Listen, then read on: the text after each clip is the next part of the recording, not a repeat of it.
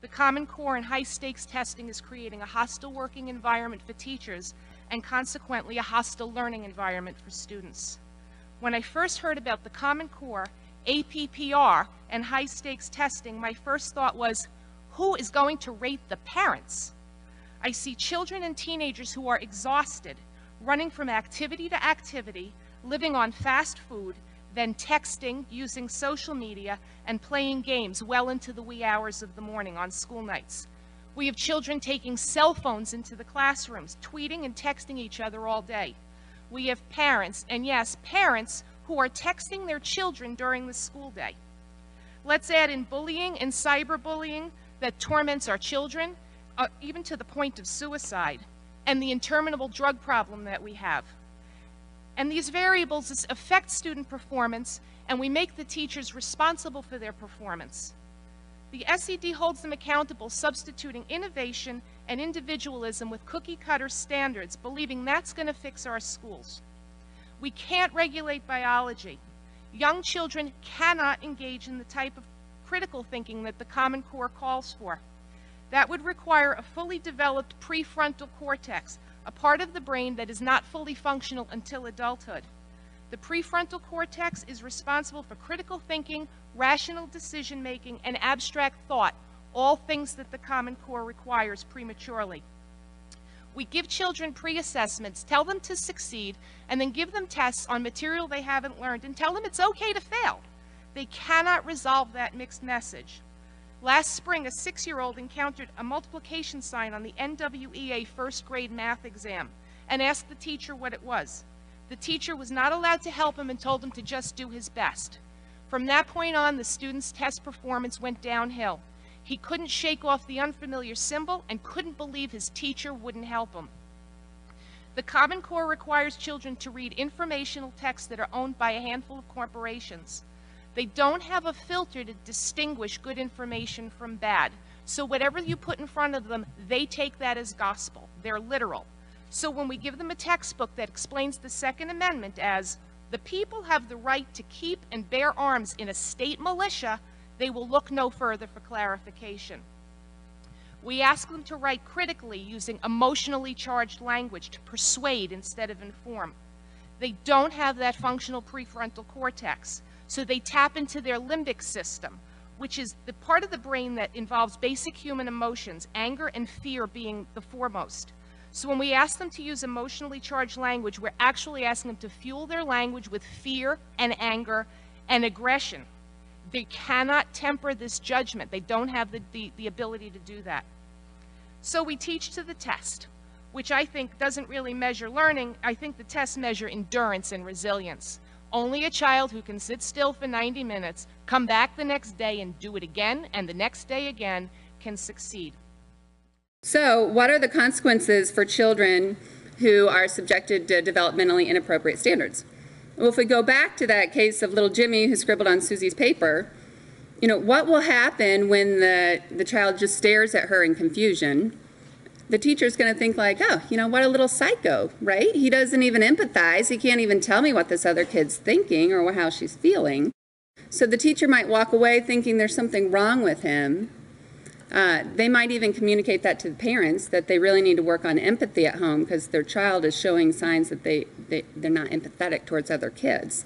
And the kid's obviously going to see the disapproval on the parent's face, or on the teacher's face too. So this is what's at stake with standards that are not developed with careful consideration for what's developmentally appropriate. First of all, it's, you know, from the child psychologist's perspective, you're going to stress out the kid. I'm going to be real busy because I specialize in anxiety, because I'm going to have a lot of really anxious kids. But it's going to affect the classroom as a whole because the curriculum is going to include lessons and strategies that aren't appropriate, and the teacher's going to have to go over and over and over them to nail those down. And it's really going to leave less time for grade appropriate materials and really no time for repeating those or repetition. So I'm going to talk about math facts later and when to introduce those, and I'll defer to Professor Milgram, but I'll give a stab at it. But the other things are just what I talked about. The teachers are going to see typically developing children as delayed. Parents may be informed that their children are behind, and kids are going to get measured against inappropriate standards and might be held back or tracked into remedial classes that they don't really need. So this is I'm assuming all of you have probably seen the standards, but this is actually one of the parts of the math standards. These are called mathematical practices, and these are the same from kindergarten all the way up to 12th grade. So after your crash course in child development, I want you to read those and pick out the ones that aren't exactly developmentally appropriate for kindergartners. And your eye's going to go right to number 2, right? So you're going to see that this says that, students of mathematics in kindergarten should reason abstractly. And we actually know that's basically impossible for them. In general, I see this with Common Core, and other people, as they discuss math and English standards later, can sort this out for me. But what I kind of saw was that they saw this college and career readiness goal, and then they backed those standards down all the way to kindergarten. So instead of thinking about what's developmentally appropriate for a kindergartner, they're thinking, this is where we want that kindergartner to wind up. Let's track this all back down to kindergarten and have them work on those skills in a kindergarten way. There's some major flaws with that. We can train students to answer questions. You can train a second grader to answer abstract questions, but you have not really changed the internal process of understanding abstraction. You have trained them to answer questions. But you see this all throughout the standards. They'll talk about fewer, deeper, not a mile wide and an inch deep. They're always deeper standards, fewer and deeper. And really, when I look at them, often they're requiring these children, 8, 7, 9, who are right in the midst of this concrete operational period. Remember, they like concrete operations, no abstractions. And they're requiring them to explain, justify, and apply principles that are abstract in nature. And this is repeated throughout the math standards. It's no longer good enough to know that 7 minus 3 equals 4. You have to explain and justify how you came up with that answer. And probably, if they're going to make you do it the other way around, which you often see them do, you've got to say something about the inverse property of mathematics. And these are really abstract principles for a young child. So if you told your kid, I'm going to give you this watch, and when this watch says 5 o'clock, and you taught him how that works, when it's 5 o'clock, come inside because it's time for dinner, done playing. And that child went outside and he came in when that said 5 o'clock, you would think, I have taught him about the passage of time. He knows how to keep track of things, and he knows when to get inside.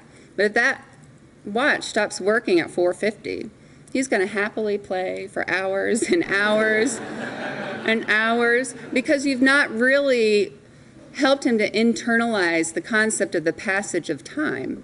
Adults will eventually say, hey, it's been a while. We better check on that. Kids are not going to think that. He's going to be looking at his watch if you've got him well trained. Here are a few of the really specific standards that I wanted to pick on. But this one seemed a little odd to me. Distinguish shades of meaning among related words that describe states of mind or degrees of certainty. I don't know why that's important in 3rd grade.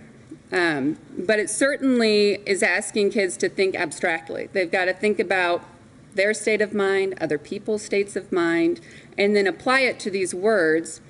And I don't think they're looking for concrete explanations. They really want to know about the nuance. This one comes under that standard of nuances, the understanding that words have nuances and what the nuances are between words.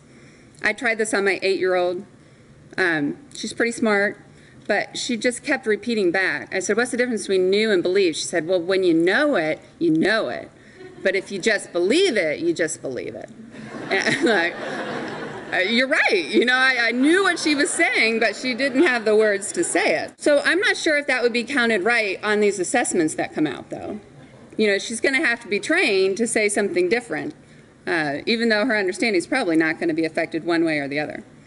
So I like this explanation that, if you're a kindergarten teacher and you are trying to make your math very abstract, and you hear one of your little kids using Cinderella in the word problem, that Cinderella had 2 apples, and she gave her friend an apple. How many apples does she have left? woo, that's not abstract, right? Like this, you should know the difference between fantasy and reality if you understand abstraction. So she's going to have to engage in a long discussion with this girl about how Cinderella is not real. And she may even convince her, right? She could say, Cinderella talks to mice, and they understand her, and she understands them. No people can do that, right? And the girl would be, oh yeah, you're right. You know, Cinderella must not be real. She can talk to mice. But did she really internalize, did you turn that switch on for her? Did you make her understand the difference between fantasy and reality? Well, no, you didn't. You just trained her to say Cinderella isn't real. And she might be walking away thinking, you know, like, oh, those darn mice, why are they in the movie? Because if they weren't in the movie, then Cinderella would be real.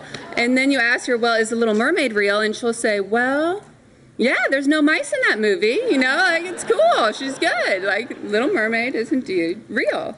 Now, if you had just waited until she was 7, she'd be like, oh, yeah, she's not real. You wouldn't have had to teach it to her. She would just really understand it because her brain could understand that by now.